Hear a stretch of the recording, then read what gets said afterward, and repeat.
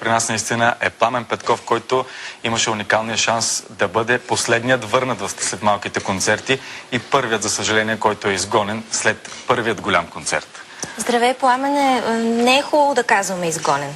Той е първият отпаднал. Добре. Защото всички са много добри тази година. Факт абсолютен.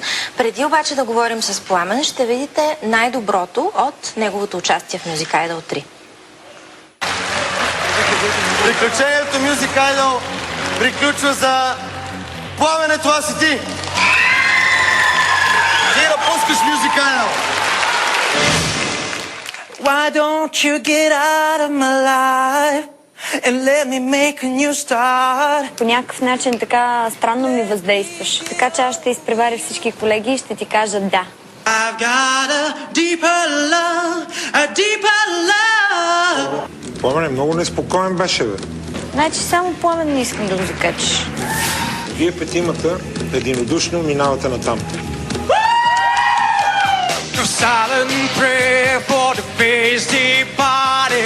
И ти продължаваш. Пламене, отиваш да пееш на малките концерти на Music Idol.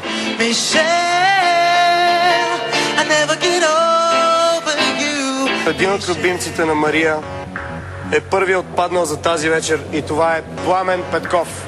Уважаемо жури, смятам, че трябва да ме върнете в Music Idol незабавно, защото заслужавам да продължа на големите концерти. Журито е категорично. Един кандидат безспорно заслужава да бъде част от финалите на Music Idol. Този човек се казва... И да ти кажа... Пламен! Обичам те до тук, до този мост, до тази гара. Обичам те до тук. Пламене, какво почувства, като чува първия отпаднал от Music Idol? Ами... Не знам, не беше нещо неочаквано. Все пак бях номиниран преди това, така че това е нещо, за което бях подготвен със сигурност. Кофти тръпка за втори път. Да, вече веднъж го бях преживял, така че свиква се. Знам, че ти си любимеца на Мария. Първият път, когато отпадна от малките концерти, тя доста си поплака, размаза грим. Снощи имаше ли сълзи? Ами, мисля, че снощи беше леко разстроена. Тя даже ме поздрави след това за сцената и ми пожела успех. Всъщност аз много бих искал да й благодаря за цялата подкрепа през цялото време. А ти плака ли, след като отпадна? Не съм плакал. Как ще става снощи? Тресеше ли те треска?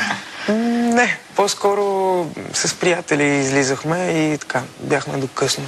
Всъщност ти може би така го възприемаш по-скоро това не като поражение, а като победа, това, че си влязал сред финалистите. Ами за мен това е някаква победа наистина. И в никакъв случай не е поражение.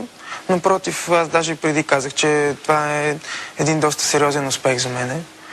И в общи линии още от началото до сега, така...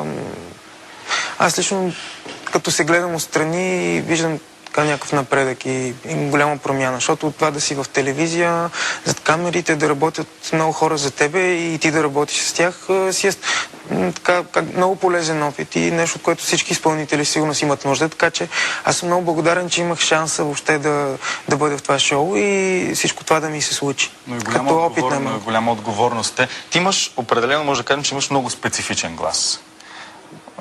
Уроци? Да, аз ходя Ходил си на уроци? Да, и все още ходя. Музикално образование имаш ли? Музикално образование нямам, но ходя на уроци.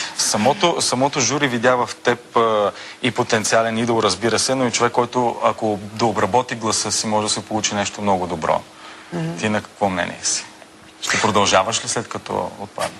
Ами да, със сигурност ще продължавам, защото това ми е идеята всъщност, това, което искам да правя и затова съм тръгнал на уроци и затова се явих и в Music Idol.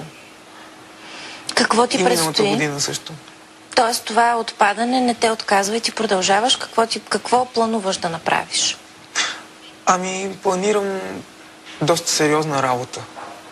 И така смятам да имам идеи да работя върху авторски парчета и с други хора. Но сега конкретно нищо няма да казвам, защото не е ясно точно с кой ще се случи. Имам така няколко човека, с които може нещо да направим заедно. А стила музика? Какво предпочиташ да пееш? Ами Тук аз... определено имахте някакви задачи и вие си избирахте, разбира се, парчета, но ти така от душа какво искаш да попееш? Ами аз лично предпочитам по-музикантски неща. Фънк, сол, джаз, R&B. Оприличавате и на Повече. Джеймс Блънт. Даже визуално. Не знам дали Това е забелязваш. интересно. За първ път го чувам това. Но възможно е.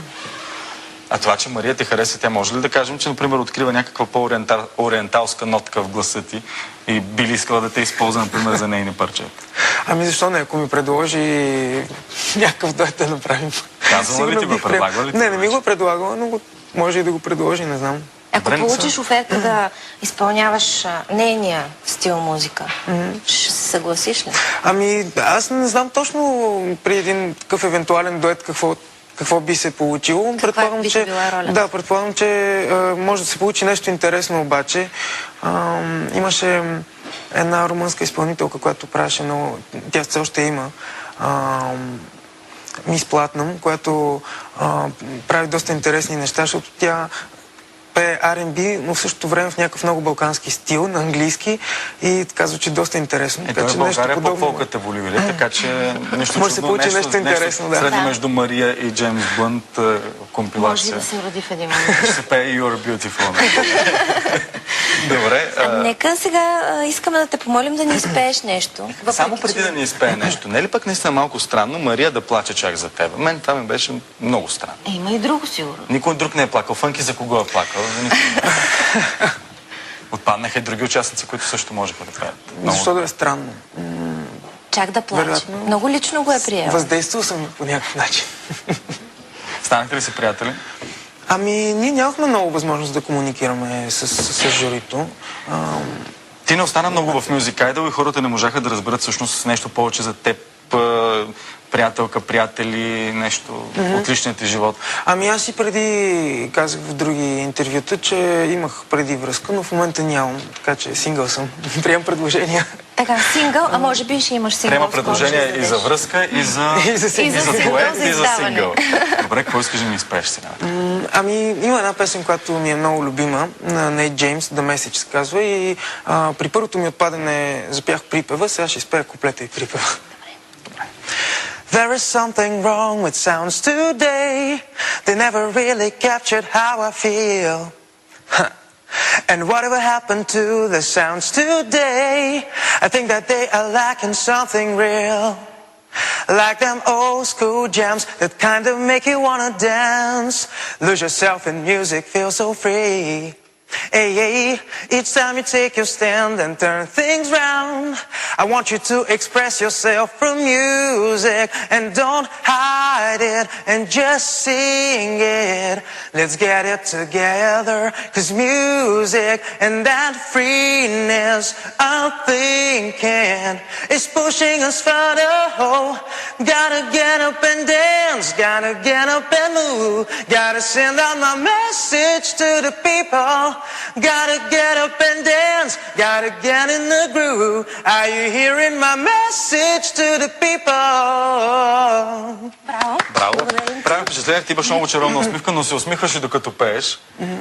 С емоция. Старая се. Емоции. Стараеш се или го Старая правиш от се, душа? макар че все още не съм се събудил, но Обаче, твърде рано. обаче гласът ти е събуден определено и това е много хубав пример Истинско за хората, предизвикателство които за пеят на Пламен живо. рано сутринта да пее. Аз само искам да кажа, че всеки четвъртък тук ще бъде един от отпадналите участници от Music Idol, така че нека и те самите се подготвят за това, че ще пеят рано сутрин при нас, поне по куплет и половина.